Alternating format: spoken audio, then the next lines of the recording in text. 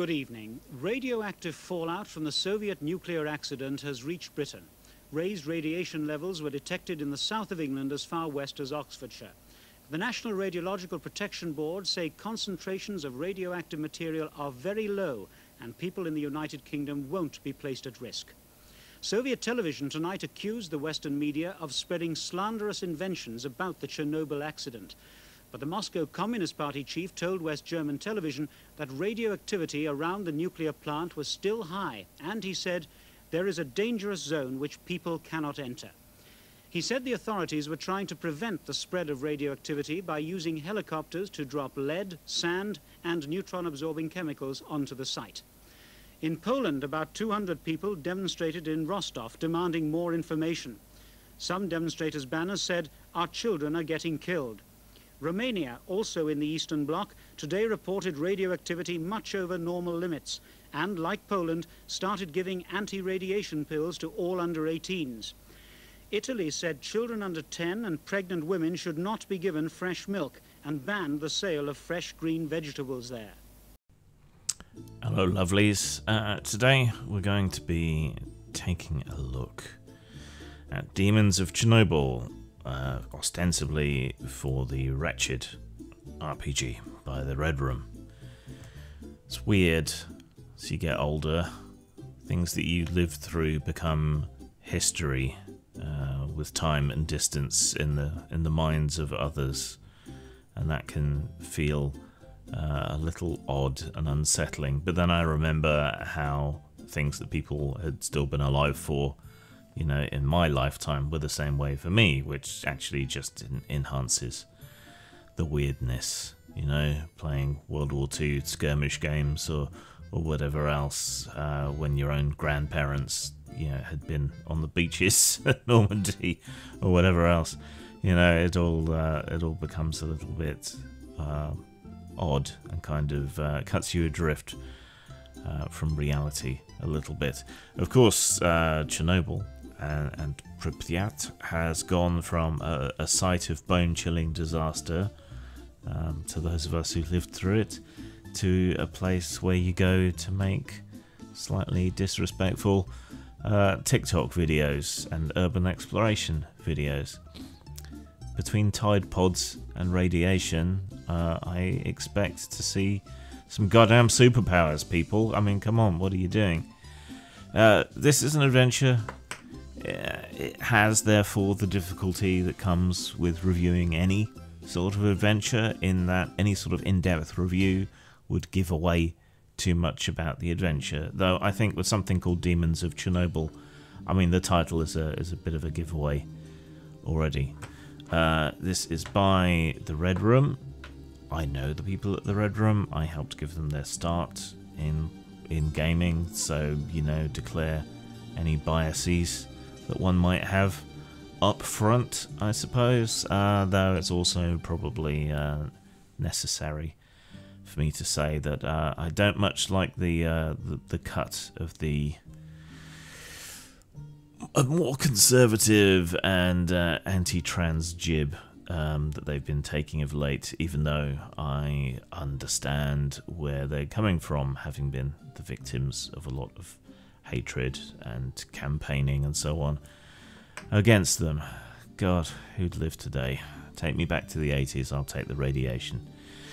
Alright, so Demons of Chernobyl is set in the 1980s. It is written for the Wretched RPG, most especially Wretched Darkness. It places your characters in the sway of the Warden Foundation and against the Ministry of Psychics.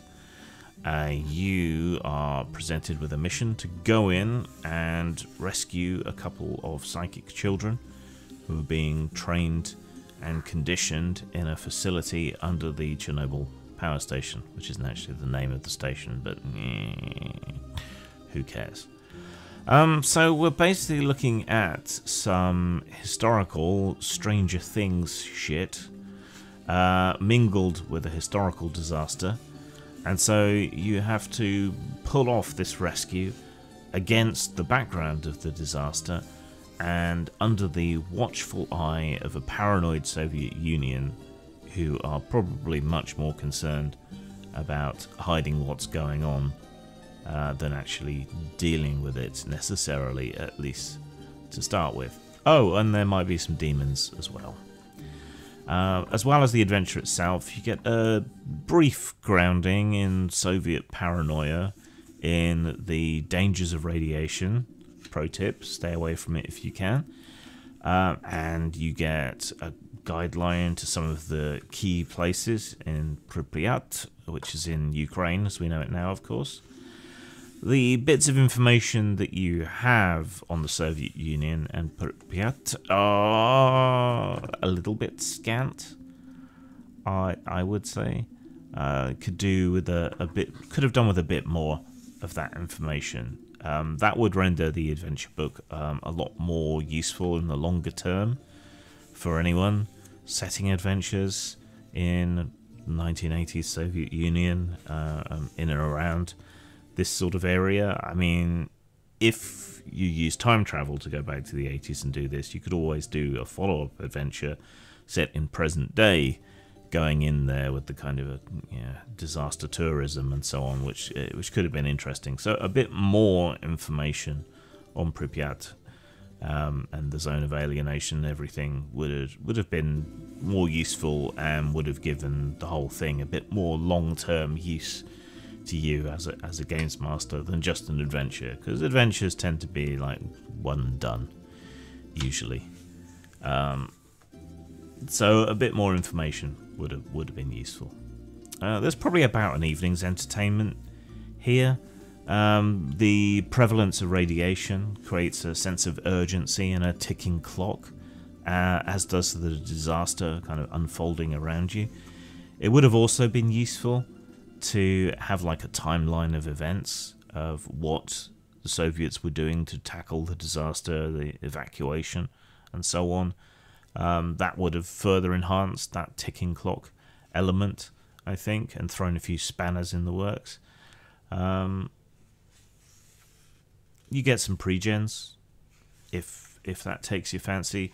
You're probably gonna want to have characters who have a few levels under their belt before you play this sort of game.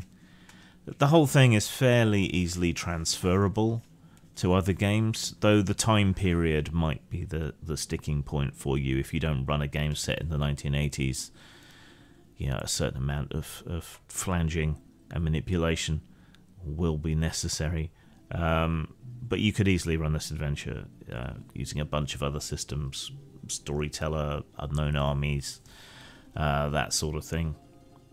But as I say, the time period may be the sticking point because it is so tied to Chernobyl and the events of the 1980s.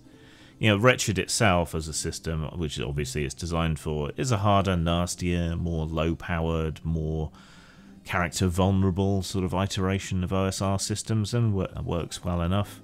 There is AI art, of course, which may be a sticking point for some people. Personally, I understand where book producers are coming from and how they need to save money, particularly if they're not allowed to sell through some of the major sales points like drive-through, as the Red Room are restricted from doing.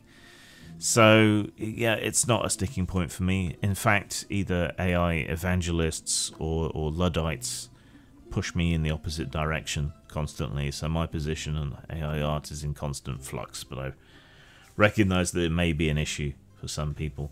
I do like the more Soviet realism pieces that are found through the book.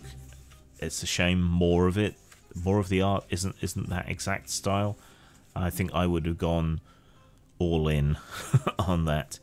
Layout is pretty basic. There's not a lot of fluff or anything to this book. It's all fairly simple layout and so on. So all things considered, I think in terms of style, you've got a 3 here. In terms of substance, you've also got a 3. I mean, you've got the information that you need to play the adventure, which, strictly speaking, is all you need. But I find adventures to be lacking unless they've got some more material in them that you can refer back to and use in the future. Otherwise it's a one and done, so the value for money that you get from adventures tends to be a bit lower, which drags down the substance score of adventures.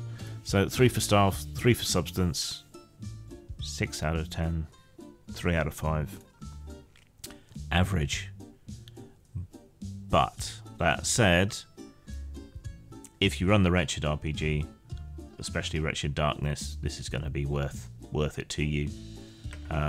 If you're interested in Chernobyl, this is probably going to be worth it to you. If you run games or want to run games with a kind of slightly grittier, nastier, sort of Stranger Things vibe, again, a good buy there.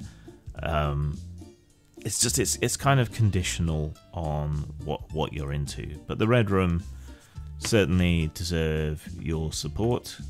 They have their problems getting their material sold, so if you're at all anti-censorship and you think you might get use out of this, yeah, it's a worthwhile buy. But there you go, that is Demons of Chernobyl by the Red Room. Give it a look. Sang.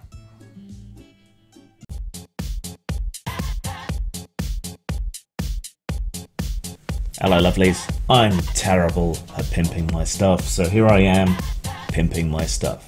Please like, subscribe, and most important of all, share, so that people can discover me and all the wonders that I offer.